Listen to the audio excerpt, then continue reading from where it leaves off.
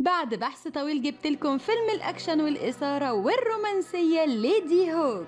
الفيلم بيبتدي بجاستون وهو بيحفر في السجن زي الفيران، والدولة شغالة تخلص على السجناء المحكوم عليهم في جرائم. وأول ما الدور بيجي على جاستون إنهم يخلصوا عليه راحوا علشان يجيبوه من زنزانته، بس في اللحظة دي بيكون هو وصل للمجاري وملقوهوش، ومشي كتير جدا في المجاري لغاية ما وصل عند كنيسة، وواحد من الشرطة داس على إيده من غير ما يشوفه وقعه تاني، وفضل يوم لغاية ما طلع على البر وهرب منهم. والخبر وصل للملك وأمر رجالته يدوروا عليه في كل مكان، فعلا خرج ورا جاستون 10 حراس بالحصنة بتاعتهم علشان يدوروا عليه، واللي منهم هيتجه في الشرق واللي هيتجه في الغرب. بس الأسهل من كل ده إنهم كانوا يدوروا جنب القلعة، لأن جاستون في اللحظة دي كان في المية جنب الحرس بيسرق منهم حاجتهم. وهنا بيكون جاستون خلاص هرب من المدينة كلها وراح مكان كله تلج في تلج، ومن كتر السقعة ماشي يفكر في القرنبيط السخن اللي مامته كانت بتعمله له. وفجأة سمع صوت ذئاب كتيرة جدا في المكان، وبعدها مشي لغاية ما وصل مكان مأهول بالناس وسرق لبس تقيل علشان يتدفى،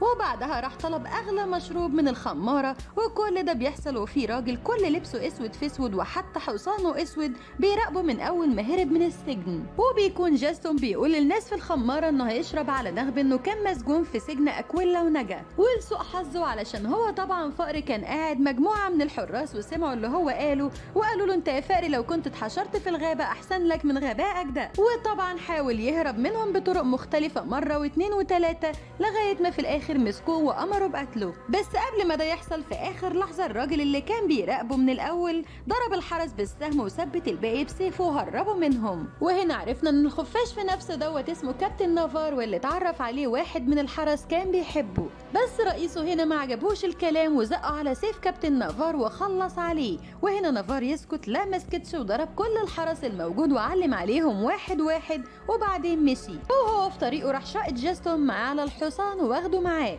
وفي المشهد ده نشوف الصقر بتاع نافار وهو بيساعدهم على الهروب. وراحوا بعد كده الراجل ومراته واستأجروا منهم مكان الخيول علشان يباتوا فيه، ونافار شغل جاستون عنده وخلاه يرعى الحصان بتاعه. بس جاستون مش مبسوط في الشغل ده وعايز يسيبه، بيقول لنفسه انا ازاي اشتغل شغلانه زي دي وانا شاب في زهره شبابي، لا لا لا لا لا، انا هسيبه وامشي. وفي اللحظه دي سمع صوت ذئب ومن خوفه رجع لنافار.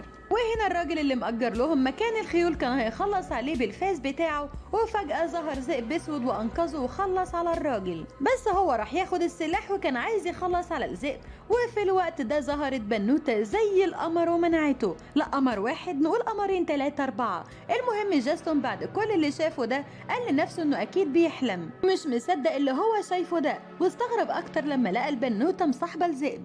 تاني يوم الصبح جاستون حكى لنافار على اللي شافه امبارح، وحكى له ان شاف بنت جميله وعيونها تشبه عيون الصقر بتاعه وصوتها جميل. وهنا نافار ابتسم وقال له انت اكيد كنت بتحلم وتخمت بقى علشان ورانا سفر، ولو اي حد قرب مننا ما تقلقش لان الصقر هيصحينا. وهنا بيكون رئيس الشرطه وصل للملك وقال له ان نافار رجع، فسأله الملك عن الصقر وقال له انه اكيد معاه صقر، وقال له كمان البنت دي لو قربت لها انا هقتلك. والظاهر كده ان الصقر انثى مش ذكر، بس وليكن ليه هيقولوا انها مش ممكن تتعوض، شكله كده طمعان في زلموكة الصقرة. المهم بيكون نافار بيحكي لجاستون عن سيفه وانه فضل سيف العيلة بتاعته ل5 اجيال بدون خسارة، فقال له كمان انه لازم يقتل الملك، وطلب منه انه يدخله القلعة علشان هو عامل زي الفرقعلوز وبيعرف اماكن وطرق مخفية في القلعة محدش يعرفها غيره، فطلب منه انه يكون ملاكه الحارس. وهنا جاستون رفض، بس نافار هدده بسيفه ورجع عن رفضه وقال له ده انا عيني ليك، انا كل ليك يا نافار، هو انا اقدر ارفض لك طلب؟ وجي الليل والبنوته القمرين 3 ظهرت تاني، ولقت نافار رابط جاستون في الشجره علشان ما يهربش وحررته. ففي اللحظه دي نافار ما كانش موجود، وجاستون استنهز الفرصه وهرب منه علشان ما يرجعش اكويلا تاني. وتاني يوم الصبح الحرس قبض على جاستون وسالوا عن مكان نافار وقال لهم على مكانه، وراحوا علشان يخلصوا عليه. وقامت معركه كبيره قوي معاه وضربوه سهم في صدره، وضربوا الصقر بتاعه سهم ووقعوه على الارض. وهنا نافار اتعصب جدا وخرج السهم من صدره وخلص على معظم الحراس، وخد الصقر ده لجاستون يوديه لإمبريوس علشان يعالجه. اول ما وصل جاستون لإمبريوس وقالوا ان الصقر ده خاص بنافار، إمبريوس اتفزع جدا لما عرف ان الصقر مجروح وقال له هاتهالي جوه. ومن الواضح ان كل الناس في المدينه طمعانه في زلموكة الصقره. المهم في اللحظه دي إمبريوس خد الصقر وقال لجاستون اخرج بره، وسابها جوه وقفل عليها الباب علشان يخرج يجهز معدات العمليه. بس جاستون اول واول ما شافه خرج راح فاتح قفل الباب ودخل على الصقرة، بس هنا ملقاهاش صقرة، وحان الآن وقت الإثارة. أول ما دخل جاستون شاف قدامه البنت القمرين 3 4 وهي نايمة ومجروحة والسهم في صدرها، وسألته عن نافار وقال لها إنه بخير، وحكى لها عن المعركة اللي حصلت وعن الصقر اللي اتصاب.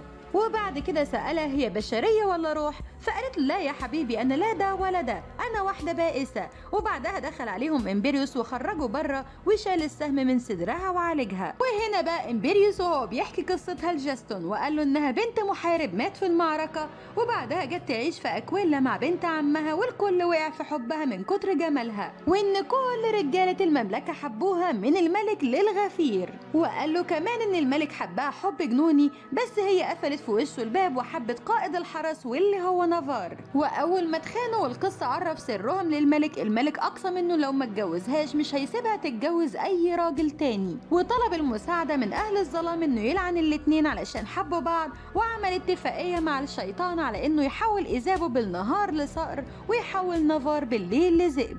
وبالتالي مفيش اي وقت ممكن الاتنين يتقابلوا فيه وهما بشريين علشان ما يقدروش يتجوزوا بعض، والوقت اللي فيه إيزابو بشرية بيكون هو ذئب، والوقت اللي فيه نافار بشري بتكون هي صقر. وبيكون الملك في الوقت ده بيوصي واحد من رجالته يدور على إيزابو ويخطفها. بتكون إيزابو فائت وجاستون قاعد بيحكي لها عن كلام نافار عليها وعن حبه فيها، وبعدها خرج لإمبيريوس، وإمبيريوس قال له إنه لو نافار قتل الملك اللعنة دي مش هتتفك، وانه هيدور على طريقه يفك بيها اللعنه دي. وفجاه هجم عليهم الحرس بتوع الملك، وامبيريوس فضل يسوح فيهم لغايه ما جاستون طلع بيها سطح القلعه، وكانت هتقع من السطح للاسف، لغايه ما الشمس طلعت في ثواني وتحولت لصقر وطارت على نافار. ونافار انقذ جاستون من الحرس للمره الثانيه وخلص عليهم بالسهم. وفي اللحظه دي اكتشفنا ان امبيريوس هو الكاهن اللي فتن على حبهم للملك، وهو نفسه اللي عمل التعويذه اللي طلبها منه الملك وتحالف مع الشيطان علشان يسحرهم بالمنظر ده. بعد المصيبة اللي عملها تاب وقعد سنين يدور على حل للسحر اللي عمله، وقال لنافار ان لو جه يوم بدون ليل او بدون نهار وجسمهم لامس بعضه اللعنة هتتفك، وان في يوم هيجي بعد 3 ايام في اكويلا بدون ليل، وان دي فرصتهم الوحيده. بس نافار ما صدقهوش لانه مش واثق فيه من بعد اللي عمله. وهنا راح له جاستون وقال له ان ايزابو قالت له انها لسه عندها امل، ودلوقتي جاستون قرر بارادته انه هيخدمهم وهيراعيهم بحب من غير ما حد يفرض عليه. ولما جه الليل قال لها ان نافار كمان قال له انه عنده امل يرجعوا لبعض، وقعد يحكي لها عن حبه ليها ويوصل لها كلامه، وبعد كده رقص معاها علشان ما تحسش بملل. واول ما خرجوا من باب الاسطبل لقوا في وشهم الراجل اللي كان بعته الملك يدور عليها وشايل على حصانه فروة ذئب ميت علشان يفهمها انه قتل نافار. وبعد ما رمى كلامه السم في وشهم ومشي، انهارت ايزابو وخدت حصان نافار وراحت تدور عليه في الغابه بنفسها، بس للاسف الراجل السماوي كان حاطط فخوخ في كل مكان، ورجل نافار وهو ذئب علقت في فخ من الفخوخ، وده اللي كان فاهمه الراجل، لان اللي رجله جت في الفخ ده مجرد ذئب عادي. ونافار دخل عليهم وايزابو عرفت انه بخير ورمت الراجل على الفخ وموتته وهربت نافار. وتاني يوم الصبح ايزابو بدل ما تطير على ايد نافار طارت على ايد جاستون، وده خلى نافار يشك في جاستون، بس جاستون حلف له انه ما عملش اي حاجه غير انه يحكي لها عنه. فقال له نافار انا بحسدك على كل لحظه بتشوف فيها ايزابو محظوظ، قول لي بقى قالت لك ايه عني؟ فقال له بتقول انها بائسه نافار ولعنه اليوم اللي شافتك فيه، بس بعد ما حبتك بقت تعشقك اكتر من الحياه نفسها. وراح له امبيريوس وقال له انت برضه مصمم على اللي في دماغك ده وعايز تقتل الملك؟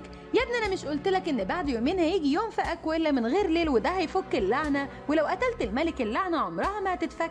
هنا قال له نافار روح يا بابا كفي نفسك انت بس وملكش دعوه بيا، وسابه ومشي. وجه الليل وجاستون عرف ايزابو ان في طريقه هتفك اللعنه واقنعها بيها، واتفقوا مع بعض انهم يعملوا حفره يحبسوا فيها نافار وهو ذئب علشان يلمسوا جسمهم مع بعض فيها. بس للاسف هو نافار بيجري عليها وهو ذئب التلج داب ووقع في الميه، وحصل شويه اكشن كده مش بطالين لغايه ما قدروا انهم يسحبوه. ايزابو قالت احنا لازم نعيش احنا الاتنين كبشر وكفايه بقى اللي بيحصل لنا ده، وراحوا ناموا الاتنين في الحفره. وتاني يوم الصبح صحي وشافوا بعض لأول مرة بشكلهم الحقيقي بعد اللعنة، بس للأسف أول ما الشمس طلعت وقبل ما يلحقوا يلمسوا بعض كانت إيزابو اتحولت لصقر تاني. وجاستون اتخانق مع نافار علشان عايز يقتل الملك، وإنه لو قتل الملك مستحيل اللعنة هتتفك، وقال له يا اخي انت مش مهتم لا لنفسك ولا للبنت المسكينه اللي مرمطه نفسها علشانك الصبح شغاله صقر وبالليل بنت.